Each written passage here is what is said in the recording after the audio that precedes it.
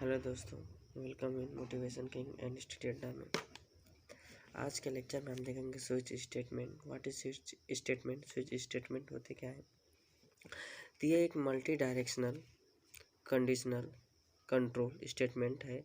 यह तब यूज होती है जब प्रोग्राम में ऐसी स्थिति उत्पन्न होती है कि कोई विकल्प से संबंधित स्टेटमेंट का एग्जीक्यूशन करेंगे। स्विच कीवर्ड्स के आगे कोई भी वैलिड एक्सप्रेशन लिखी जा सकती है, जैसे कि यह अर्थमेटिकल, लॉजिकल, बिट वाइज कुछ भी हो सकती है। ठीक है, इस स्विच स्टेटमेंट की डिफिनीशन हो गई। अब हम देखेंगे switch statement. What is switch statement? Switch statement कैसे होता है? सबसे पहले आपको हम दिखाते हैं। स्विच, इसमें रहेगा एक्सप्रेशन, स्विच एक्सप्रेशन, ठीक, ओपन ब्रैकेट, केस, उसमें केस चलेगा और ब्रेक चलेगा। Case constant 1 semicolon, statements dot break,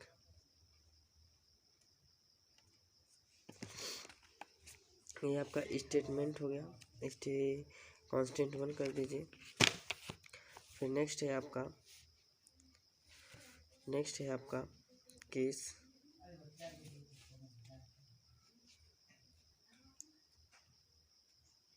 constant 2 colon statement dot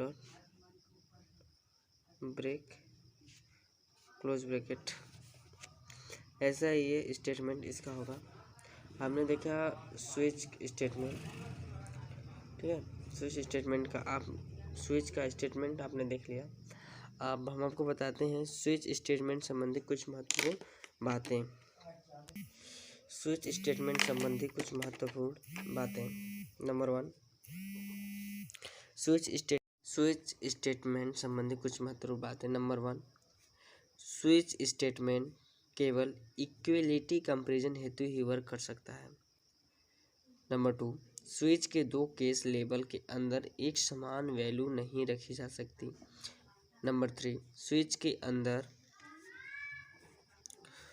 के अंदर कैरेक्टर कांस्टेंट यूज किए जाते हैं तो वह अपने आप इंटीजर में कन्वर्ट हो जाते हैं। नंबर 4, यदि किसी स्थिति में कई सारी संभावनाएं हों तो नेस्टेड इफ एल्स की बजाय स्विच का प्रयोग बेहतर रहता है। स्विच की हर केस के लास्ट में ब्रेक स्टेटमेंट लगा देना चाहिए। अब देख लेते हैं example off switch case. Hashtag include .stdio.h, hashtag include conio.h, wide man, open bracket close bracket. Integer variable करते हैं, इंटीजर हम आई लेते हैं, इंटीजर आई डिक्लेरेशन करते हैं। Print F enter the any number,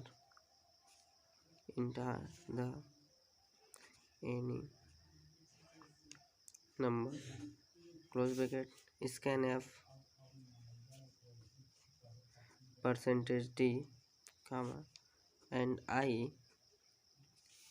switch case, अब यहाँ से स्टार्ट होता है आपका switch case I, open bracket. अब लेते हैं केस लेते हैं, ठीक है।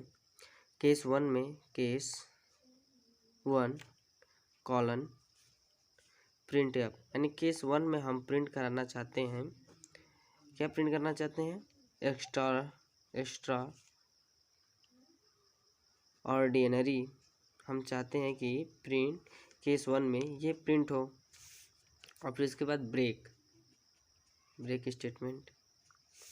नेक्स्ट है आपका केस 2 ले लेते हैं, केस 2। अब केस 2 में हम क्या प्रिंट करना चाहते हैं वो ले लेते हैं। मान लीजिए हम केस 2 में प्रिंट करना चाहते हैं पैरा एक्सीलेंट। आप जो चाहे वो प्रिंट करा सकते हैं, ये आपके ऊपर डिपेंड करता है। हमने पैरा एक्सीलेंट ले लिया।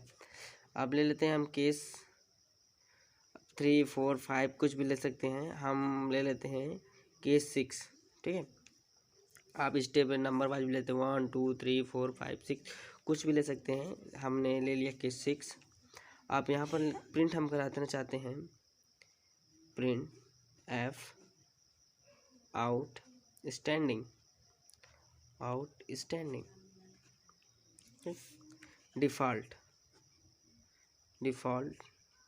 डिफ़ॉल्ट में हम प्रिंट करना चाहते हैं print F average.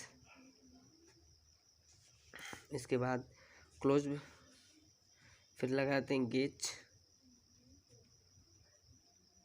Close.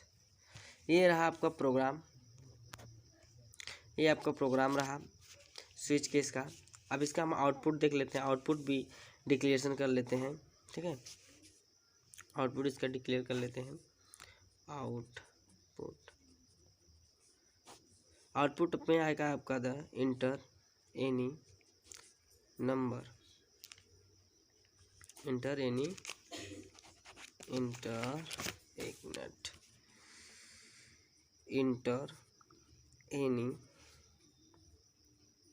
Number, ठीक। अब हम इंटर करना चाहते हैं कोई नंबर, जैसे हमने इंटर करा दिया 1, ठीक। 1 हमने इंटर कराया तो 1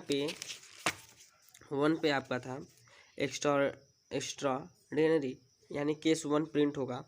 नंबर 1 पे प्रिंट आपका हो जाएगा एक्स्ट्राऑर्डिनरी प्रिंट होगा। अगर यहीं पर हम ले लेते हैं इंटर, ये पहला हो गया। हम दूसरा बार प्रिंट करना चाहते हैं इंटर एनी नंबर, जैसे हमने ले लिया 3 इंटर कराया तो 3 तो हम इस केस में है नहीं, 1 to 5 है, 1 to 6 है, तो बाय डिफ़ॉल्ट ये 3 है नहीं, तो डिफ़ॉल्ट ये एवरेज प्रिंट करेगा। यानी इस इंटर में 3 हम प्रिंट कराएंगे तो इसमें एवरेज प्रिंट होगा, ठीक है। ये आपका रहा स्विच स्टेटमेंट का डिफिनीसन, उसका स्टेटमेंट और उसके एग्जांपल और उससे जुड़ी हुई कुछ बातें। तो अच्छा लगे वीडियो तो चैनल को लाइक कीजिए, सब्सक्राइब कीजिए और बेल आइकन को ज़रूर प्रेस कीजिए और ज़्यादा से ज़्यादा लोगों को शेयर कीजिए तथा हमें मोटिवेट भी कीजिए। धन्यवाद।